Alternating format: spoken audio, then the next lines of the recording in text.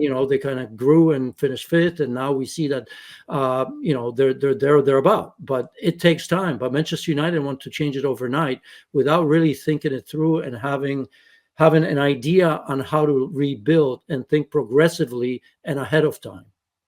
You mentioned a couple, just the comparison to Real Madrid, they were going through financial issues and trying to rebuild, but they cut bait with some players that have been around for a while. They also, whether it's investment in players or development of players, like you've got Vinicius Jr., Rodrigo, others that are playing on that are better than anybody on United's team by leaps and bounds.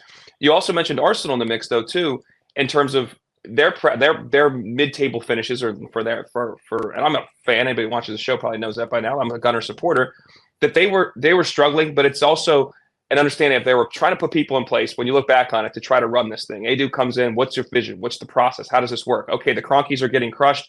Josh moves over to London and he's going to invest more. They're going to invest more. They're going to try to do something organizationally.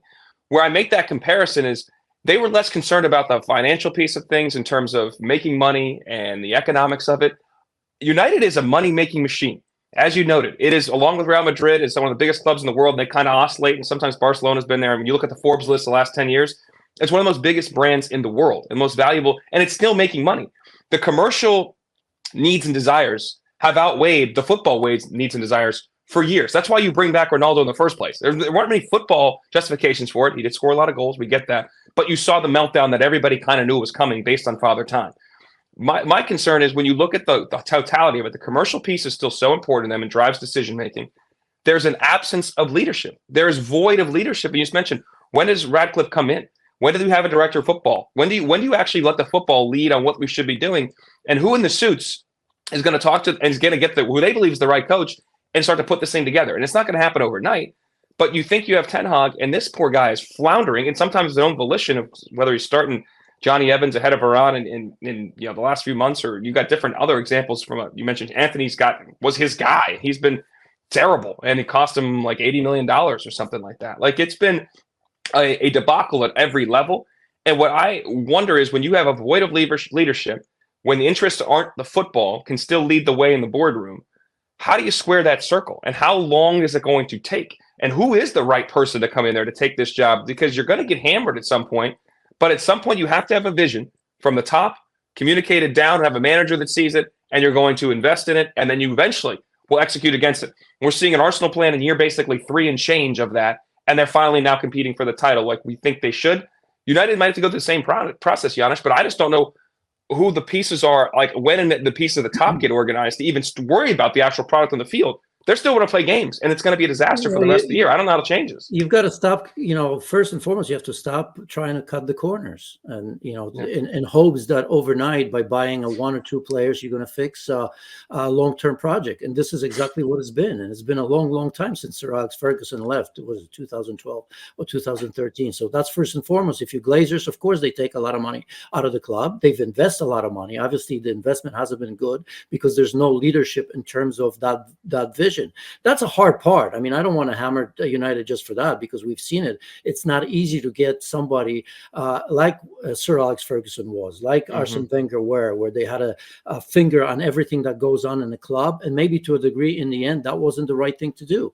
But certainly you have to have the leaders, and you have to find a manager who sees this as an opportunity. Because right now it's easy to say, well, which players will want to come to the club? Not many, not the best players in the world. United is no longer that club, because all the players are looking at it and they see other options that are better. The best players in the world, Manchester United has always been one of the biggest options, but it isn't right now. So that may be second, third, or fourth, the sort of players that we see right now.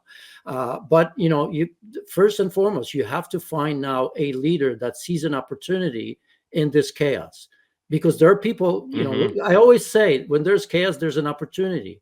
And you know what? If I were a manager, if I were younger, and I'd say to myself, look at this mess that Manchester United are.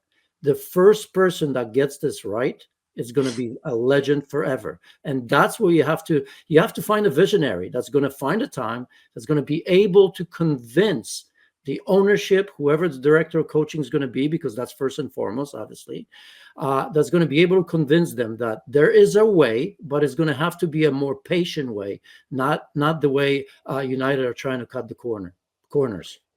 essentially mentioned chaos and opportunity. I mean, Churchill's famous quote, never let a good crisis go to waste. So there is an opportunity there, and we'll see how, if somebody comes in there. Just real quick on the winter transfer window, when you have this lack of vision, but there still is a talent gap. They have a lack of talent and quality players.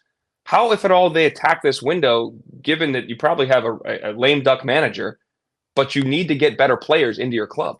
Well, I mean, it's going to be difficult because they're going to have to sell, and they're desperate right now, and everybody knows it. And a lot of these players, because it was a stopgap, they were desperate themselves to get some of these players. Right? When you look at, it's hindsight, but look at Anthony's of the world and some of the bigger names, they overpaid for what they are delivering. So in order to get real money for that, it's going to be very difficult. Everybody around the world knows that. So it's not going to be easy. But I tell you what, the worst thing about United is that if you have given some of these players an opportunity to run right now, they would.